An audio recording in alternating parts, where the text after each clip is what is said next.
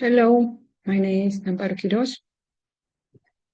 This morning, I am going to talk about my activity for this week.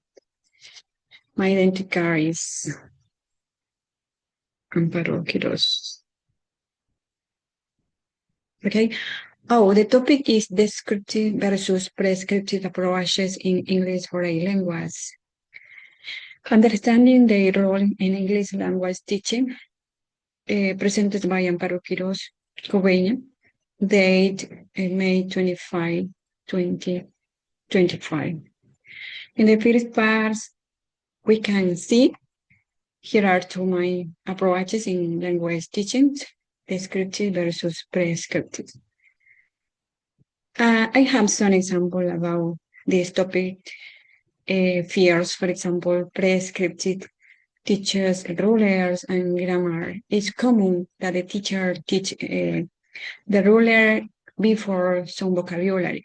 And this is a problem for our students because they need fierce vocabulary and after use the grammar. I think that we can use the two at the same time, but don't have to forget the vocabularies in each class. And the scripted, it's all about the how people really speak.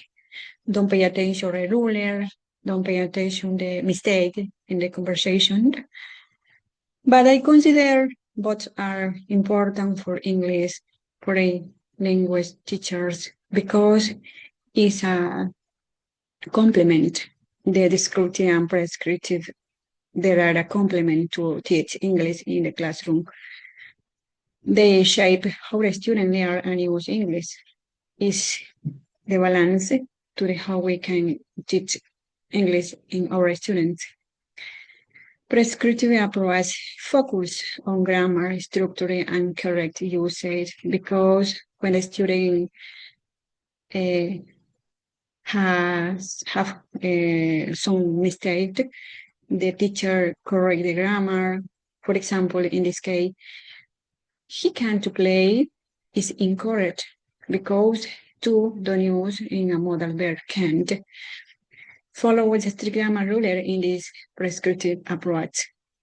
Some advantage in these approaches help the student avoid mistake, but don't reflect informal language.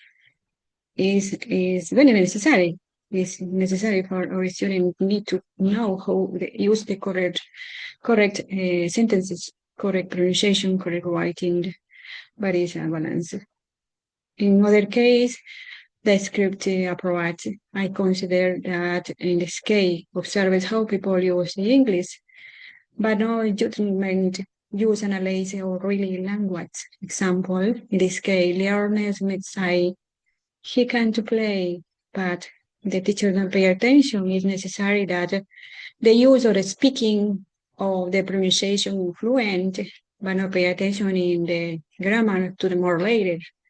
But it is necessary to correct it more later. Some advantage in this case shows language diversity and change. It can be confusing without clear rules. In other case, about my reflect, my perspective about the two focus. In this case, but change. I no see values in both approaches.